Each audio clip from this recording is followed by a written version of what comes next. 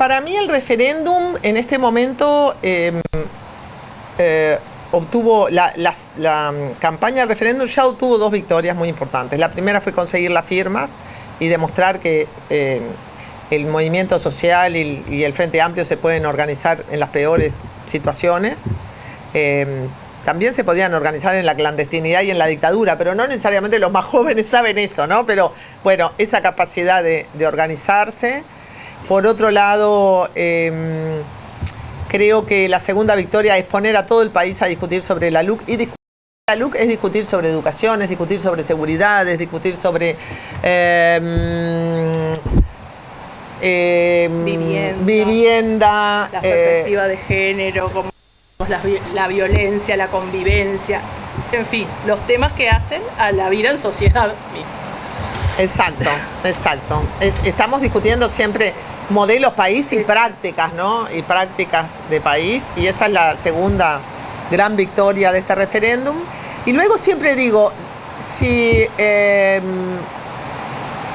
referéndum se pierde y se gana el no va a ser tan negativo para el Frente Amplio, que todavía tiene muchos repechajes por delante hasta el 2024, como si el gobierno pierde el referéndum. Para el gobierno, perder este referéndum tiene un costo muchísimo más alto que para el Frente perderlo. El Frente ya ganó la mitad de su recorrido, que fue sobre todo organizar la resistencia popular, que para eso se hace. La historia del Frente está pavimentada de referéndums perdidos y que ni siquiera llegaron a la firma, de los cuales ya nadie se acuerda, pero hay muchísimos. Pero sobre todo la historia del Frente Amplio ha estado, y la historia de la izquierda uruguaya y del movimiento social y del movimiento sindical ha estado pavimentada del buen uso de los mecanismos de democracia directa para luchar contra leyes que nos parecen injustas o para luchar por reformas constitucionales que nos parecen justas. O sea que el Frente está recuperando ahora, miro a Sereñi por allí, está recuperando ahora algo que ha hecho mucho cuando no era gobierno, que era hacer plebiscitos y referéndums. El Frente se hizo gigante así que estamos volviendo a hacerlo. Y no sé, Ana, María Noel. Sí, si vivimos algunos ya. Sí, sí, ya vivimos algunos de esos. Somos de la misma década. Vos y yo sí. Sí, vos y yo, María Noel. María Noel no, pero yo también. Hay que diferenciar una encuesta de intención de voto del voto real. El voto real que tenemos hoy es que el 30% del padrón electoral votó en contra de la LUC.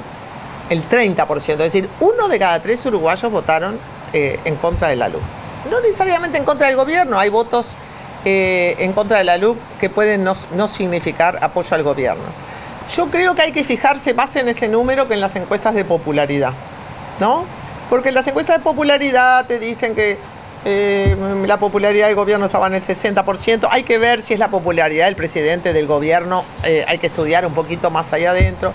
Luego bajó al 50% y ahora está, no sé, en el 48%, pero el saldo termina siendo positivo. Es obvio que el presidente se viene desgastando, normal, que ha logrado retrasar su desgaste como resultado de la pandemia, a pesar de que la pandemia dejó al país en una crisis espantosa, porque la gente le echó la culpa a la pandemia, no le echó la culpa al gobierno, ¿no? O sea, no era muy difícil diferenciar, además, que era parte del gobierno y que era de la pandemia. Sí, sabemos que el gobierno uruguayo fue el país que gastó menos porcentaje del producto en el combate a la pandemia, pero de cualquier manera eso un poco lo blindó a Luis Lacalle Pou, ¿no? El tema de la pandemia. Ese blindaje termina y entonces la gente va a juzgar más los resultados económicos y sociales en función de lo que hace el gobierno. Porque el gobierno para la gente siempre es el responsable, lo sé o no, pero siempre es como el responsable, sobre todo de las malas cosas, ¿no? De las buenas cosas no necesariamente, pero de las malas seguramente sí. Y bueno, lógico que el país va a experimentar una recuperación económica, pero nos vamos a recuperar todos muy distintos. El sector agroexportador ya está más que recuperándose, ¿no? Nunca perdió. Pero la pequeña y la mediana empresa salieron muy dañadas de esta crisis. No es tan fácil para una pequeña empresa que cierra volver a abrir. El pequeño y mediano comercio, el sector servicios, ha caído el empleo. En las mujeres, además la pandemia operó en el... Los brasileros usan un término para esto que son los desalentados, la gente que ya no sale a buscar trabajo porque considera que no lo va a conseguir. Entonces, en realidad, más que el desempleo baja la tasa de actividad. Y yo tengo una gran pregunta, un gran signo de interrogación sobre salud y educación. Sobre educación tengo un gran signo de interrogación. Fueron 2 años. 2 años donde pasamos a otro sistema de evaluación y a otro sistema de educación. Ahora queremos volver todo para atrás y no sé. No sé, hay cosas que sin duda se han atrasado, todas las clínicas en medicina, en odontología, todo. O sea, para la educación va a ser sin duda muy negativo, pero además se viene una discusión sobre cómo va a ser esa relación presencialidad-virtualidad y una discusión en la que no pueden...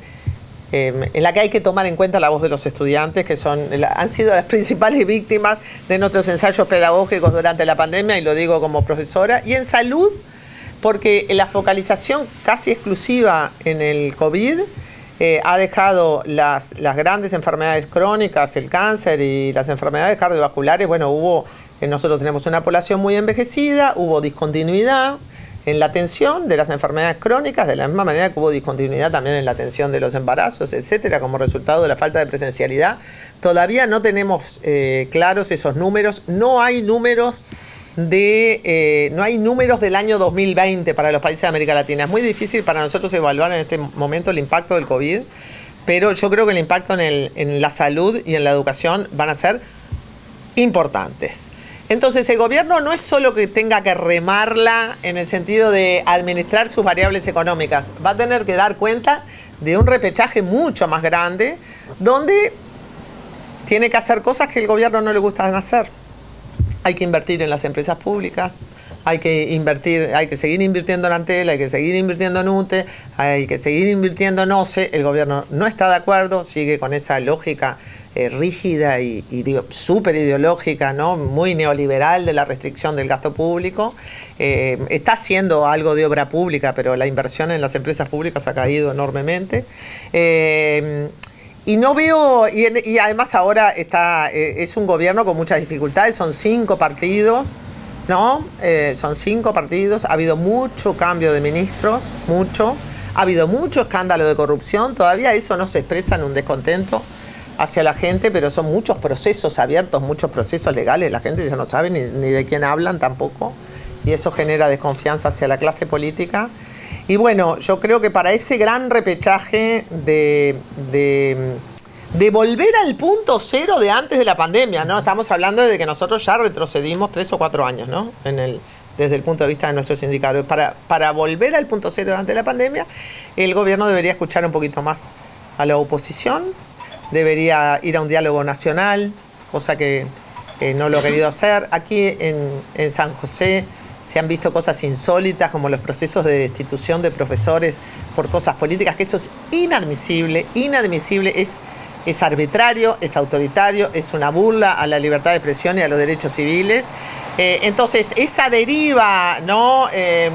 Autoritaria, neoliberal del gobierno no va a ayudar al repechaje que el Uruguay necesita.